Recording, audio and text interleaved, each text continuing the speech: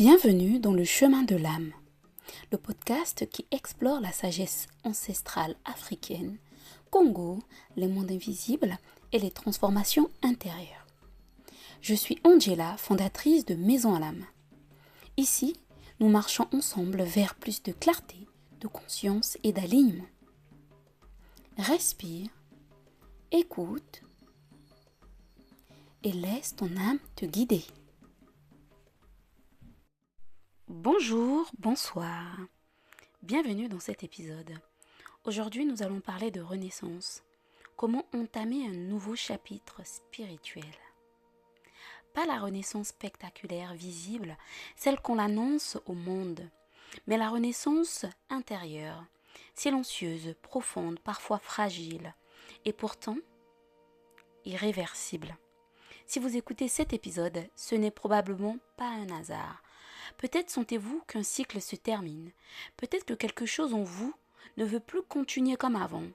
Peut-être que vous êtes entre deux versions de vous-même. Ni l'ancienne, pas encore la nouvelle. Cet épisode est là pour vous accompagner dans cet espace. Installez-vous confortablement, respirez profondément et permettez-vous d'entrer dans ce moment tout de suite maintenant. Nous allons commencer avec le fait de reconnaître la fin d'un cycle. Toute renaissance commence par une fin, et oui. Mais nous avons peur des fins, ça c'est humain, c'est normal. L'humain a peur de la fin. Parce qu'elle ressemble à des pertes, à des échecs, à des ruptures. Pourtant, spirituellement, une fin n'est jamais une punition, c'est un passage. Un cycle peut se terminer de plusieurs façons. Une relation qui ne résonne plus, un travail qui épuise votre âme, une identité que vous ne reconnaissez plus, une manière de penser devenue trop étroite ou simplement une sensation intérieure, ce n'est plus moi. Et oui, la renaissance commence le jour où vous acceptez de dire « ce chapitre est terminé ». Et là, c'est pas ce qu'il y a de plus simple, bien évidemment. Sans forcément savoir ce qui vient après, prenez un instant pour vous demander « qu'est-ce qui dans ma vie est déjà terminé ?» Même si je fais semblant que non. Lorsque vous vous posez cette question, je vous invite à respirer parce que c'est la respiration qui va vous permettre d'avoir conscience de ce qui se passe réellement. Reconnaître une fin n'est pas abandonner, c'est faire de la place et ça, malheureusement, trop peu de personnes comprennent cela. Et vient ensuite ce qu'on appelle le lâcher-prise. C'est un passage obligé. On ne peut pas passer par la renaissance sans avoir cette étape du lâcher-prise. On parle souvent de lâcher-prise comme un geste simple, mais lâcher-prise n'est pas un bouton, malheureusement non. C'est un processus. Lâcher-prise, ce n'est pas oublier, nier, fuir ou faire semblant que tout va bien. Non, non, non. Lâcher-prise, c'est quoi? C'est accepter que vous ne contrôlez pas tout. Que certaines personnes, certaines réponses viendront plus tard. Que certaines personnes ne feront plus partie du chemin, de votre chemin. Que certaines versions de vous doivent mourir symboliquement. C'est ce qu'on appelle notamment la renaissance. Voilà. Ce que moi j'appelle aussi notamment l'alchimie personnelle.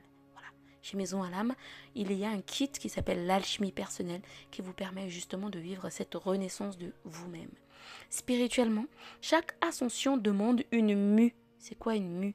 Comme un serpent qui change de peau. Vous voyez, vous ne pouvez pas garder l'ancienne peau et grandir en même temps. Ce n'est pas possible. Ce que je vous invite à faire notamment, c'est de vous poser cette question. Qu'est-ce que je tiens encore?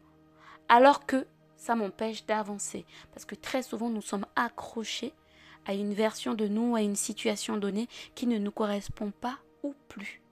Peut-être une culpabilité, une peur, un rôle ou alors une image ou encore une attente irréaliste.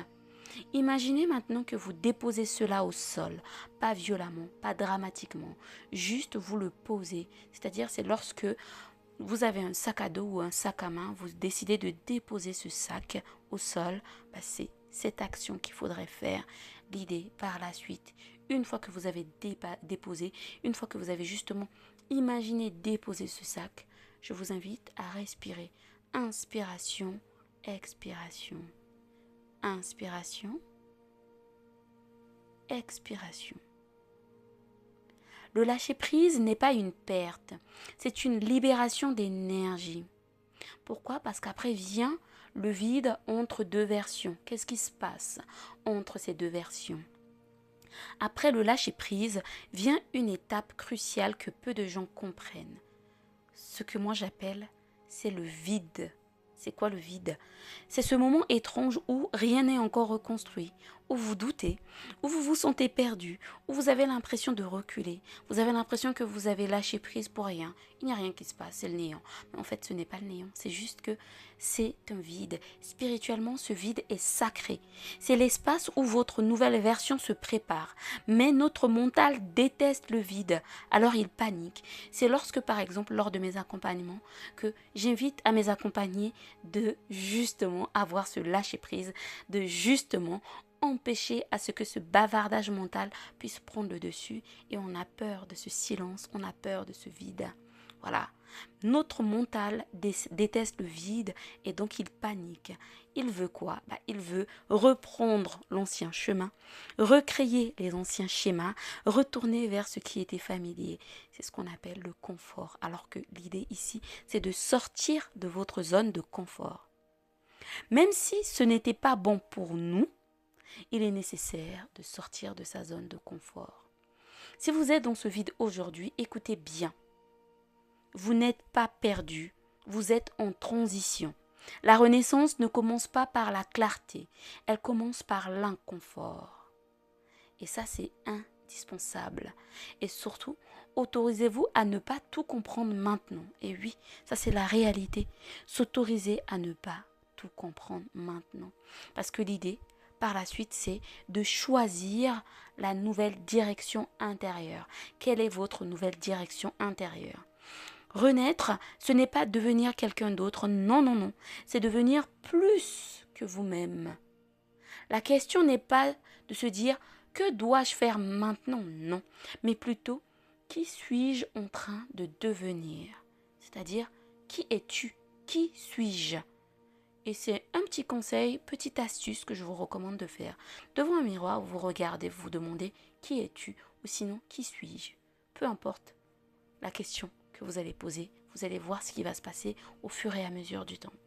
Votre nouvelle direction ne se reconnaît pas seulement par des objectifs. Elle se reconnaît par une vibration intérieure. De quelle manière? C'est-à-dire plus de paix, plus de vérité, plus d'alignement, moins de lutte constante, moins de masques. Prenez un moment, imaginez votre prochaine version intérieure, pas parfaite, pas spectaculaire, juste plus alignée. Comment se sent-elle? Est-ce qu'elle est calme, stable, libre, confiante, ancrée, etc., etc. La renaissance commence quand vous choisissez cette version, même si vous ne savez pas encore comment y arriver. Et oui, le plus important, c'est de ne pas se poser 100 001 questions, c'est de se poser les questions justes, parce qu'après vient ce qu'on appelle l'ascension, c'est-à-dire des petits pas qui nous emmènent vers des grandes transformations. C'est ça en fait. Et ça, il ne faut pas oublier ce petit détail qui n'a l'air de rien mais qui est indispensable pour vivre justement cette renaissance.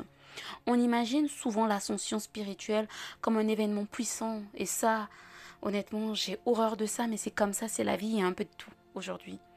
Mais en réalité, elle ressemble à ceci.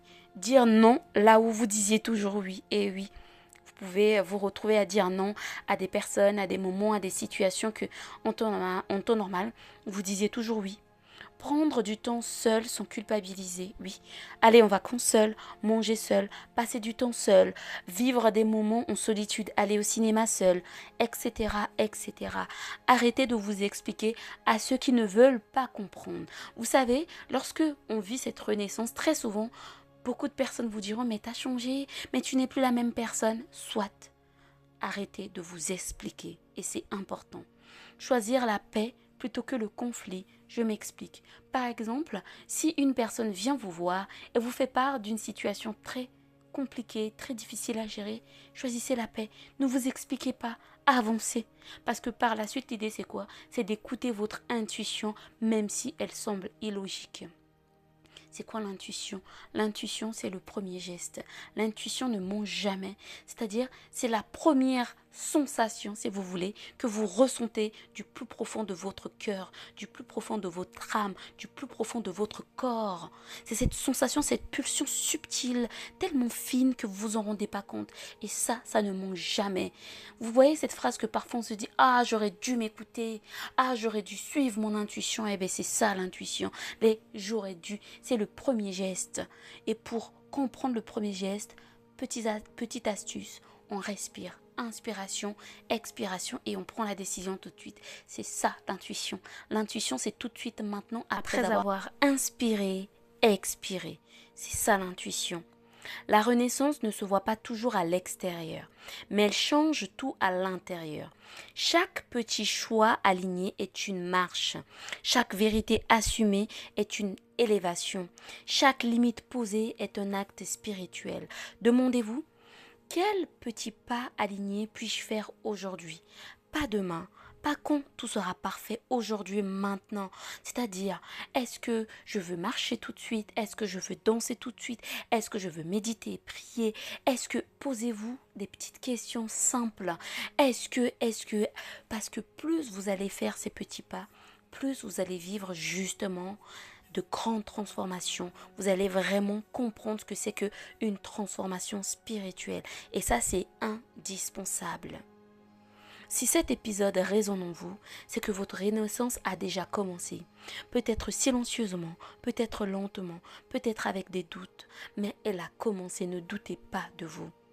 Vous n'avez pas besoin d'attendre un signe spectaculaire. Votre transformation est déjà en cours. Tout ce que vous devez faire, c'est, comme ce que j'ai dit précédemment, inspiration, expiration. Et souvenez-vous, vous avez le droit de changer, vous avez le droit d'évoluer, vous avez le droit de fermer des chapitres, vous avez le droit de fermer des portes, des fenêtres. Et surtout, vous avez le droit d'ouvrir une nouvelle page, d'ouvrir une nouvelle porte, d'ouvrir une nouvelle fenêtre. La renaissance, ce n'est pas un moment, c'est un chemin et vous êtes dessus. Vous êtes justement prêt à ouvrir cette nouvelle porte, à ouvrir cette nouvelle fenêtre pour rencontrer qui vous êtes réellement, pour refaire connaissance avec vous-même. Parce que l'idée derrière, c'est de vivre en harmonie avec soi-même. Si cet épisode a résonné en toi, si certaines paroles ont touché quelque chose d'intime, sache que ce chemin ne se parcourt pas seul. Je t'invite à rejoindre le groupe WhatsApp Alam Experience, un espace de partage, de transmission et de conscience où nous prolongeons ces réflexions, où les mots deviennent expérience et où les liens se tissent avec justesse. Le lien est disponible en description. Prends ce qui résonne, laisse le reste et avance à ton rythme sur ton chemin d'âme. À très bientôt pour un nouveau pas sur le chemin de l'âme.